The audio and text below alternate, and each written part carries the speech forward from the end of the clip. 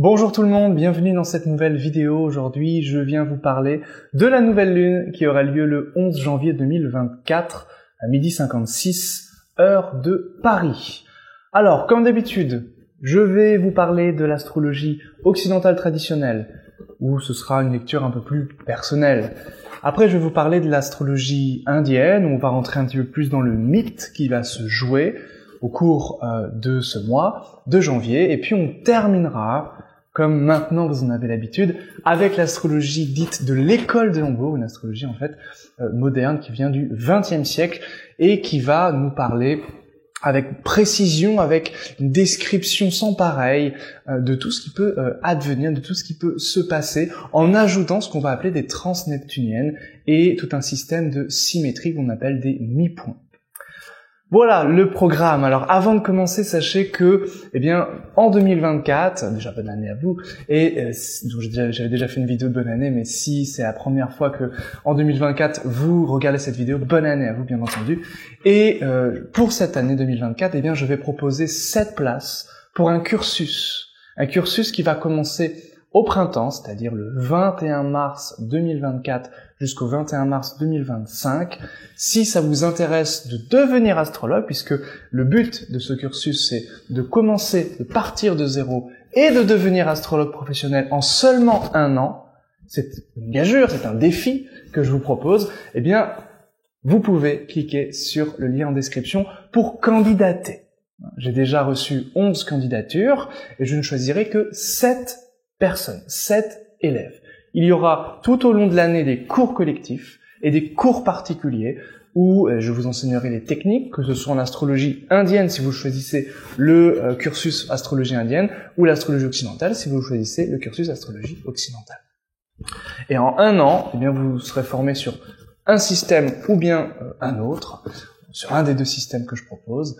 Et ensuite, je vous enseignerai aussi comment j'ai fait pour devenir astrologue, pour me lancer, les meilleurs conseils que je puisse vous donner. Donc si ça vous intéresse, n'hésitez pas à cliquer, à candidater. Vous avez jusqu'au 1er mars. Le 1er mars, c'est la fin des candidatures. Et c'est le 1er et le 2 mars que je regarderai un petit peu vos candidatures et que je choisirai, que je sélectionnerai les futurs élèves. Vous avez toutes les informations en description, donc n'hésitez pas, si ça vous intéresse, devenir astrologue, pour devenir astrologue, n'hésitez pas à cliquer sur le lien.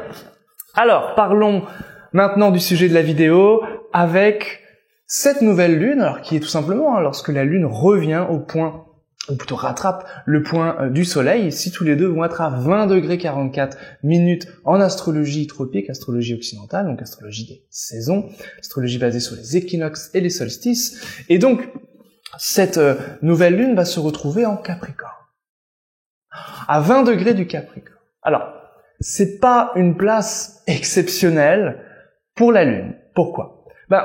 La pleine lune avait eu lieu en face, avait eu lieu en Cancer. Donc c'était quelque chose qui pouvait sembler un peu plus douce. On a vu que si on creusait un petit peu, cette lune tombait en astrologie indienne dans finalement un nakshatra, une micro-constellation qui était quand même assez énervée, qui s'appelle Ardra. Mais ici, c'est complètement l'inverse. C'est-à-dire qu'ici, on est sur une lune qui est très faible. Parce qu'elle est dite en exil, cette lune en Capricorne. C'est l'inverse de son domicile. Et une lune en exil, Ibn Ezra appelle ça, donc 12e siècle, donc l'astrologie vraiment traditionnelle, il appelle ça la zone de haine, d'exil. Et c'est en réalité une place où la planète est considérée comme un homme qui se veut du mal, comme un homme qui se déteste, comme un homme qui veut essayer d'avancer, mais il se met des bâtons dans les roues tout seul. Donc là, on a un petit problème avec cette lune déjà, donc les effets auront lieu du 11 janvier à la prochaine nouvelle lune. Donc là, pendant tout le mois de janvier, attention à cette nouvelle lune en Capricorne qui va être un petit peu, comment je pourrais dire, que ses effets seront un petit peu pervertis. Ces effets seront pervertis d'autant plus parce que cette lune sera au carré partile des nœuds lunaires. Ça veut dire quoi? Ça veut dire que les nœuds sud et le nœud nord vont être, tous les deux sont toujours en face, à 20 degrés balance, 20 degrés bélier, à l'exact aspect au carré de cette lune.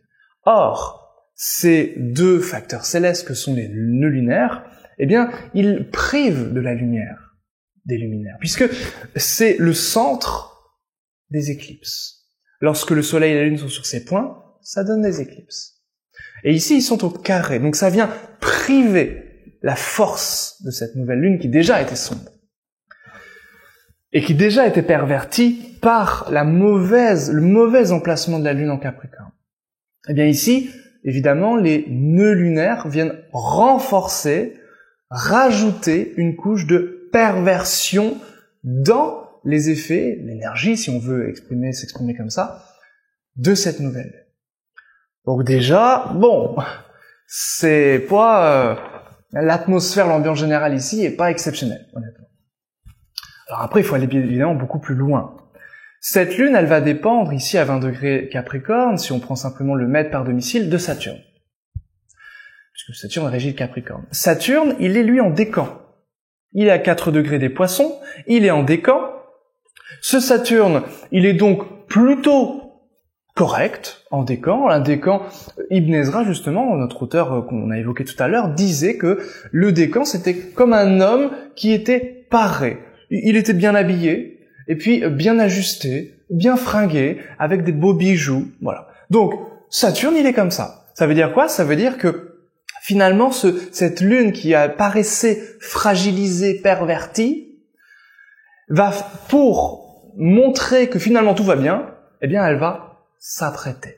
Elle va se déguiser. Donc là, on a vraiment une énergie très intéressante du point de vue mondial. Donc évidemment, et l'astrologie iranienne va compléter, approfondir et même aller plus loin sur ce point-là, on fera attention, durant ces énergies de nouvelle lune, à ce qui paraît être normal, ce qui paraît être réel et ce qui ne l'est pas du tout.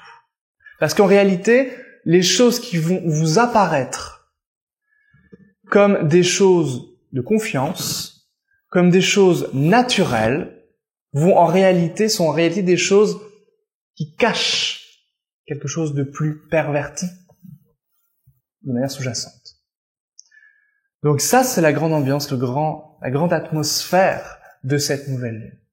Donc évidemment, je vous invite, et l'astrologie iranienne va compléter, je dis, cette idée-là, à faire attention à vos décisions, aux signatures de contrats, à toutes ces choses-là, parce qu'il peut se passer des choses derrière, des choses sous-jacentes. Maintenant, on va rentrer dans un petit peu plus de détails avec l'aspect un peu plus personnel. Alors, on va commencer par Mars, parce que Mars, il vient d'entrer dans son signe d'exaltation, le Capricorne, justement. Si la Lune, elle est débile en Capricorne, ça veut dire que elle ne peut pas user de tout son pouvoir. Eh bien, Mars, lui, c'est l'inverse. Mars, il est extrêmement puissant en Capricorne. Et Mars, c'est le feu, c'est la passion, c'est l'action. C'est, en philosophie naturelle grecque, le désir irascible. Donc faut l'emmerder, ce Mars. Et donc les gens qui vont pouvoir bénéficier très puissamment de ces énergies martiales vont être le Capricorne, vont être le Bélier, vont être la Balance et vont être le Cancer. Attention au Cancer parce que Mars va se retrouver en chute en Cancer. Donc les Cancers, vous allez être énervés. Donc attention, vous allez être à fleur de peau. Les Béliers, vous allez pouvoir bénéficier de ces énergies, mais ça va être équilibré, parce que le Bélier, c'est le domicile de Mars. La Balance, attention, la Balance, c'est l'exil de Mars, comme le Cancer qui était la chute de Mars. Donc ce sont deux débilités. Donc la Balance, pareil. La Balance, on contient, et puis à un moment donné, ça pète. Mars en Balance. Donc là, le Mars, il est en Capricorne, donc il va être très fort pour ces 4 signes. Le Capricorne aussi peut agir de manière très forte et peut faire un peu de dégâts aussi dans ses agissements. C'est possible aussi avec ce Mars au Capricorne. Et puis ça va être plus léger, plus doux pour les signes en sextile et en trigone, c'est-à-dire le premier décan des Poissons, du Scorpion, premier décan du Taureau et premier décan de la de la Vierge. Voilà pour ces énergies d'action, d'activité, de prise d'initiative. Et attention à la colère, notamment avec le Cancer, la Balance, ici. Saturne, qui lui est tellement lent, il était à 3 degrés, puis 4 degrés, chaque mois il va, voilà, tout petit peu, très très lentement. Donc lui, on n'est pas obligé de revenir sur ce Saturne, puisque c'est toujours un petit peu la même symbolique, il n'a pas bougé, ce Saturne. Par contre, comme Mars a bougé, il y a un sextile, Saturne-Mars.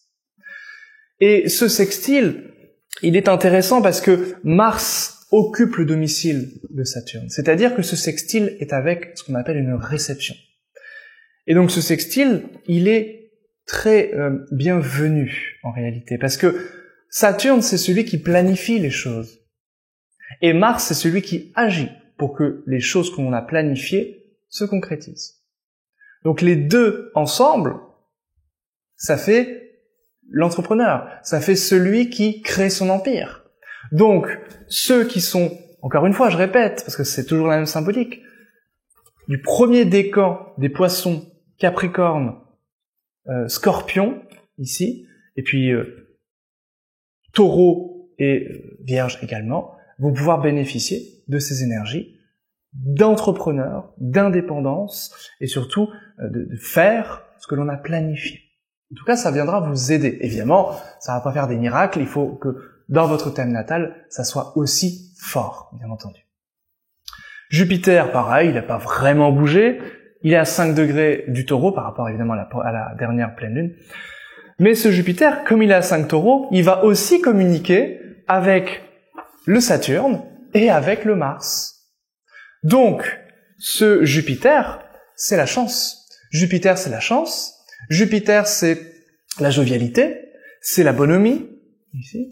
Donc, Jupiter-Mars, en trigone ici partile, c'est-à-dire qu'ils partagent des énergies qui vont être sympathiques, a priori.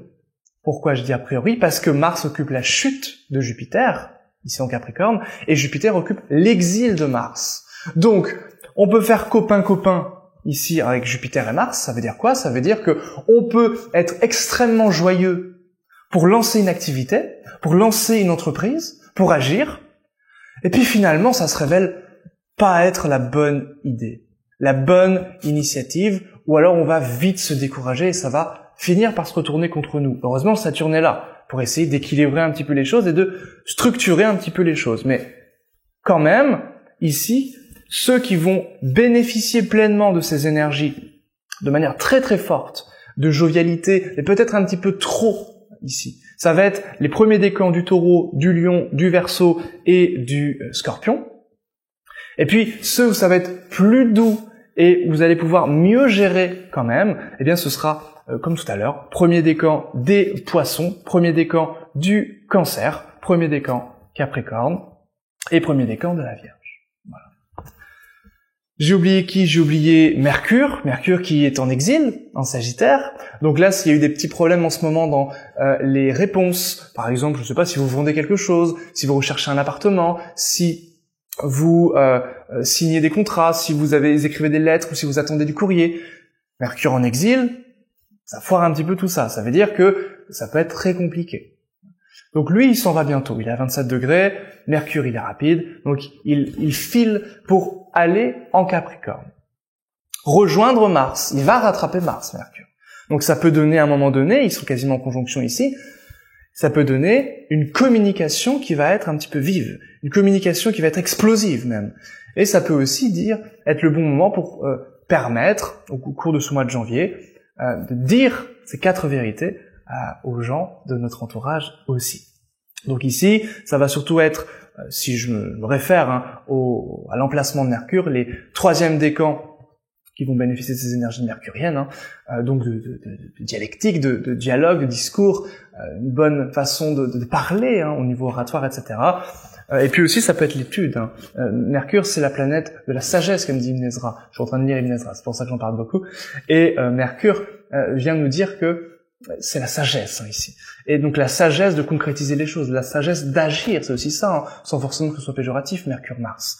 Et donc, 3e décan du Sagittaire, des Poissons, de la Vierge et des Gémeaux, ça va être très fort, surtout pour la Vierge et les Gémeaux, où là, Mercure va être extrêmement, va vous servir. Pour les Poissons, troisième décan Poissons, Mercure, il va être plus intuitif, mais ça va pas vous aider à vendre, par exemple. Ça va pas vous aider à faire de l'argent, parce que Mercure, il est débile.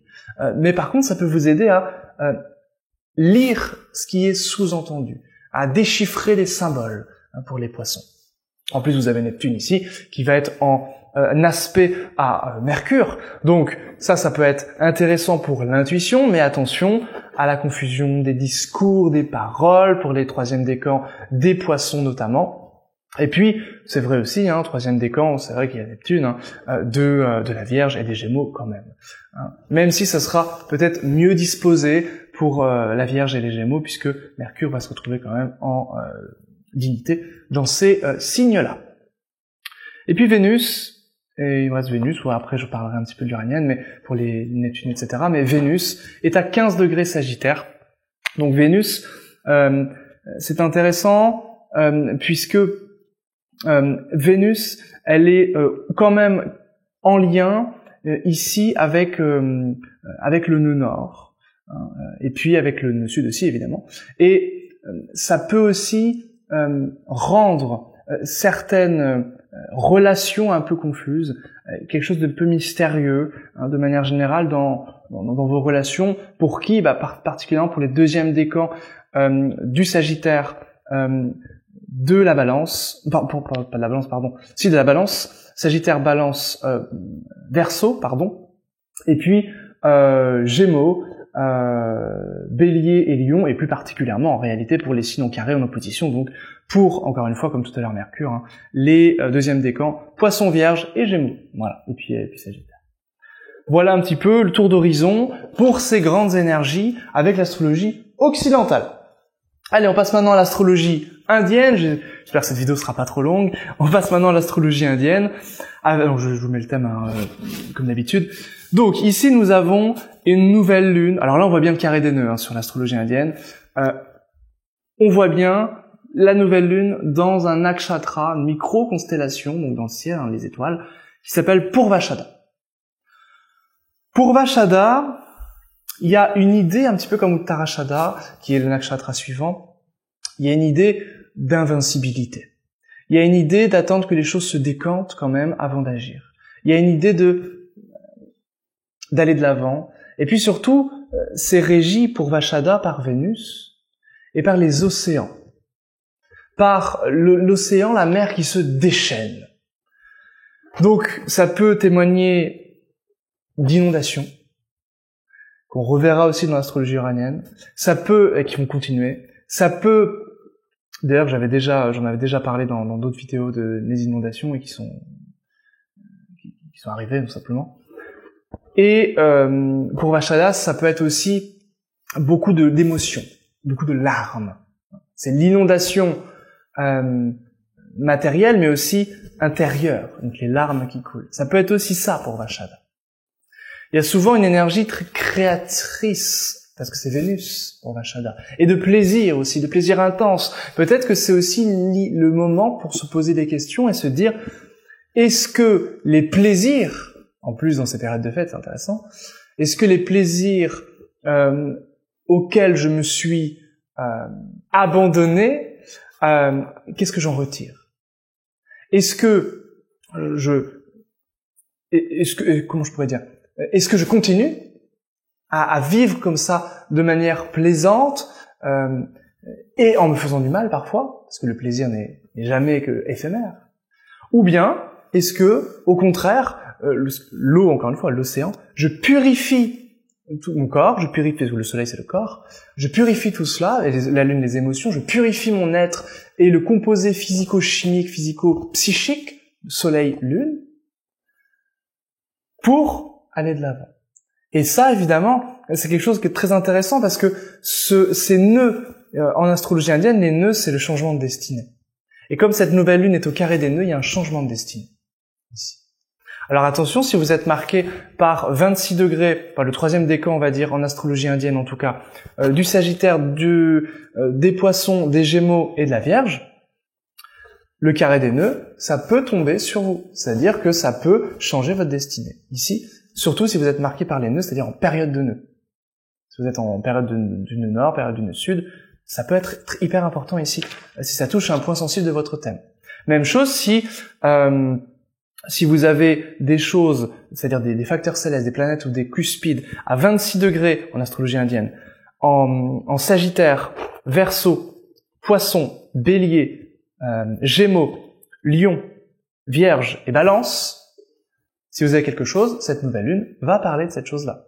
Supposez que vous ayez par exemple la cuspide de 5, les enfants, à 26 degrés du Verseau, eh bien cette nouvelle lune touchera les enfants, touchera cette cuspide. Donc ça va parler des enfants. Donc les enfants seront au premier plan, tout simplement, au cours de ce mois de janvier. Voilà comment on peut interpréter des petites configurations assez aisément avec l'astrologie. Donc voilà très rapidement avec l'astrologie indienne, qui n'est pas très forte en réalité, je vous le dis, pour l'astrologie mondiale.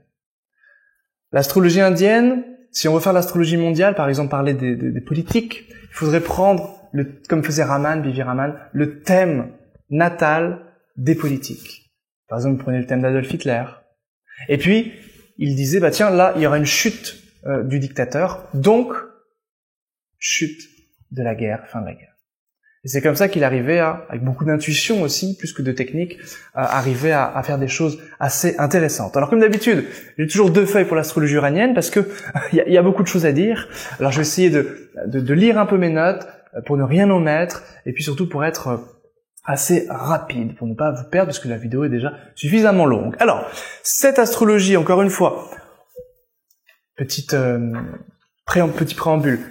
Le zodiaque, c'est le ciel, 360 degrés. Avec l'astrologie de l'école de Hambourg, on plie cela en 4 pour obtenir ce qu'on appelle une roue de 90 degrés. Si bien que les planètes qui étaient dans une certaine configuration et qui avaient un certain angle, eh bien vont se retrouver ensemble, en conjonction. Et puis vont se retrouver également en symétrie, en aspect qu'on appelle ici des sesquicarrés, des semi-carrés, avec d'autres planètes. Eh bien, ici, ce qui est très intéressant, c'est que cette nouvelle lune va se retrouver en lien avec le milieu du ciel, qui en astrologie uranienne signifie les Français, puisque c'est l'heure de Paris, qui va se retrouver en lien avec le nœud nord des groupes, des relations, des communautés, ici français, ou des syndicats, par exemple, avec Mercure,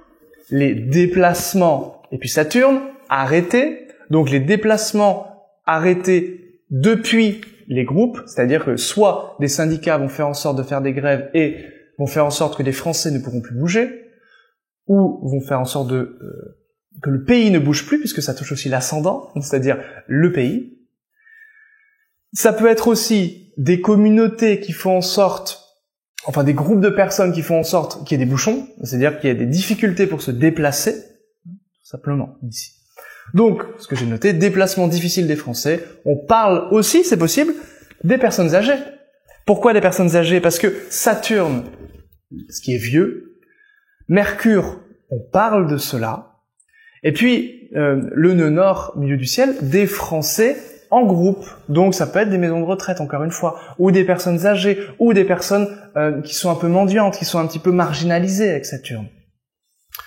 Ça peut être aussi en lien avec des vieux bâtiments, ou des bâtiments un peu, oui, j'allais dire vétustes ou un peu sacrés, mais c'est Saturne qui va renseigner un petit peu sur ces choses-là. Alors sacré peut-être pas, mais vieux, des vieilles ruines, des choses peut-être qu'on va pouvoir retrouver éventuellement. Avec en France, on est ici en France, hein, avec ce Saturne, bon éventuellement. Uranus, Neptune. Alors oui, ça c'est une formule que j'ai trouvée, donc Uranus plus Neptune moins Bélier, donc 0 degré Bélier, point vernal, égale ascendant. Alors qu'est-ce que ça peut signifier? Ça c'est en réalité une formule qui renseigne sur les inondations.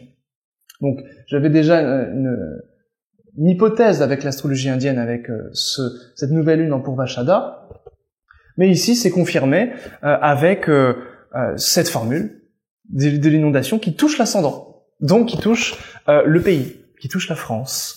L'ascendant étant les paysages, étant la sphère locale. C'est en réalité le paysage qui a alentour. Donc là, forcément, risque d'inondation. Ça peut être aussi des avancées dans les technologies. Alors ça peut être des technologies en lien avec l'eau, ça peut être des technologies en lien avec la géographie ou des choses en lien avec l'espace aussi, avec l'ascendant ici. Voilà. Et puis, ce qui est plus intéressant, donc ça va être tous les mi-points en réalité, c'est-à-dire tous les liens qui opèrent entre le milieu du ciel, donc les Français, et le reste du thème. Donc, ce milieu du ciel, les Français, va être en lien avec Mercure. Donc, soit des déplacements, soit des jeunes Français, soit des idées des Français, vont être en lien avec Saturne, nœud nord. Saturne, c'est la rupture, nœud nord, des groupes. Donc, il y aura des jeunes qui vont pouvoir rompre des groupes, littéralement. Donc ça veut dire quoi? Ça veut dire, ça peut être plusieurs interprétations, ça peut vouloir signifier qu'il y aura des groupes de jeunes qui vont foutre la merde, un petit peu. Ça peut signifier, en France, ça peut signifier aussi que certains groupes vont être, donc des communautés ou des partis politiques ou des choses de cet ordre-là, vont être dissous, tout simplement, avec ce Saturne.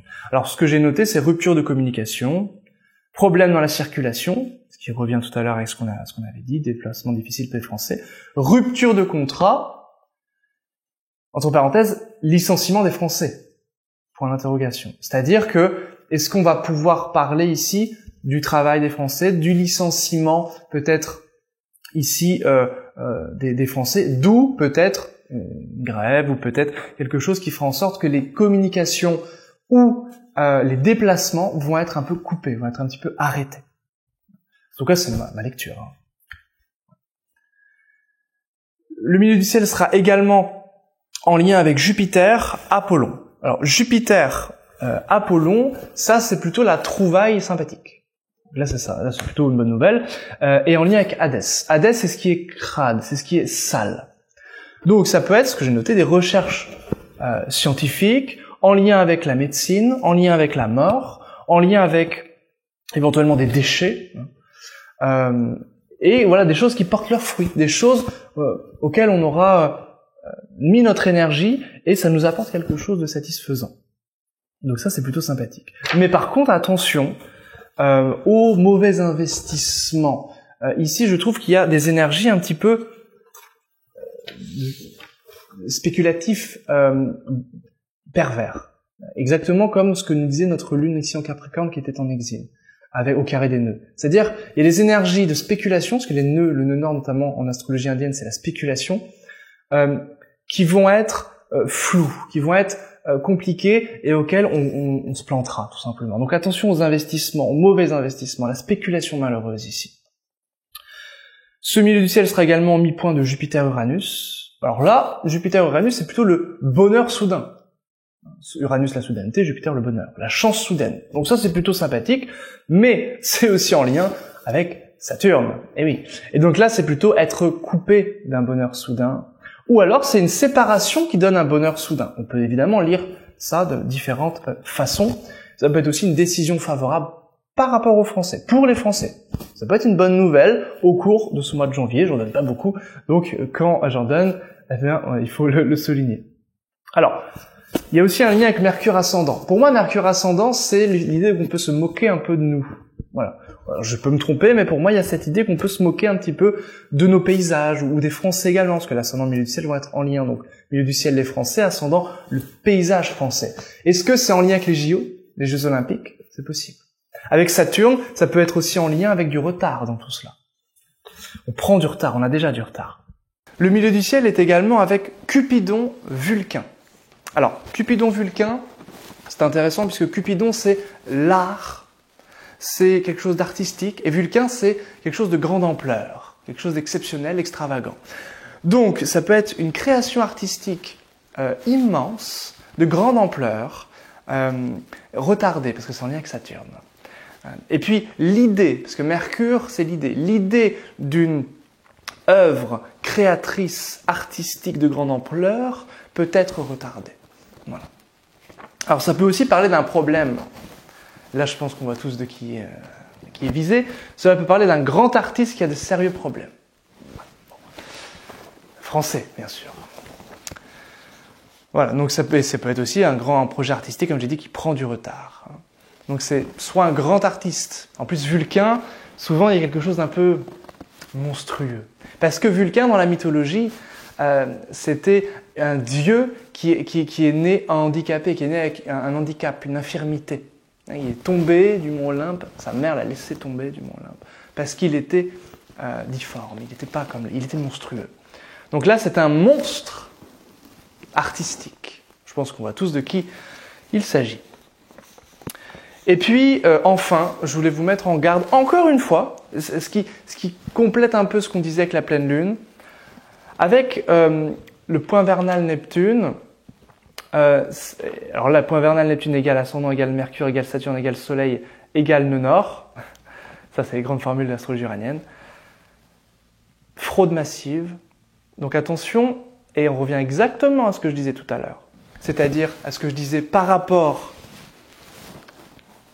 à cette confusion, à cette idée de flou. C'est que, attention aux organisations frauduleuses, attention à ce qui paraît digne de confiance mais qui ne l'est en réalité pas. Attention à ce qui paraît clair mais qui en réalité ne l'est pas. Et puis ça peut aussi renseigner sur des déceptions générales avec des groupes, des associations, des relations. Et puis éventuellement, ça peut aussi nous parler des petites épidémies, mais là rien d'exceptionnel puisque on est en hiver et des épidémies, et on a tire l'arigot, comme on dit, l'hiver. Donc voilà un petit peu grosso modo ces grandes énergies très très particulières. On va pouvoir ici beaucoup mettre de la conscience dans tout cela, beaucoup de lumière pour revenir un petit peu. Ici, c'est vraiment l'idée de prendre son temps. Il y a Saturne qui est sur cette nouvelle lune, qui est en lien, on l'a vu avec l'astrologie uranienne, et qui est aussi dans cette lenteur de prendre des décisions, cette lenteur d'analyser pour les choses, pour avoir du discernement. Saturne-Mercure, très important. Donc, vraiment, je vous invite à, si j'avais un conseil à vous donner, c'est de choisir, de prendre vos décisions en prenant votre temps, en méditant même dessus, carrément. Parce que les nœuds demandent de la méditation parce que c'est toujours flou, toujours obscur, toujours pervers. Voilà ce que j'avais à vous dire. N'hésitez pas, si vous formez à l'astrologie, vous intéresse, si vous voulez devenir astrologue ou avoir une excellente connaissance de l'astrologie, soit en astrologie indienne, soit en astrologie occidentale, n'hésitez pas à vous inscrire. Le lien est en description. Les candidatures sont jusqu'au 1er mars. Je vais vous bassiner jusqu'au 1er mars, je vous préviens. Et ensuite, je choisirai 7 élèves que j'accompagnerai pendant un an, toute une année, jusqu'au 21 mars 2025. Voilà ce que j'avais à vous dire. Merci pour votre fidélité. N'hésitez pas à vous abonner, à partager la vidéo, à liker, à me faire un petit coucou en commentaire. Et puis, je vous dis à très très bientôt pour une prochaine vidéo. Il y en aura plein sur cette chaîne puisque cette année, j'ai décidé de me consacrer quasiment exclusivement en termes de contenu à YouTube. Voilà. Donc abonnez-vous, il y aura beaucoup de contenus qui suivront. Allez, bye bye.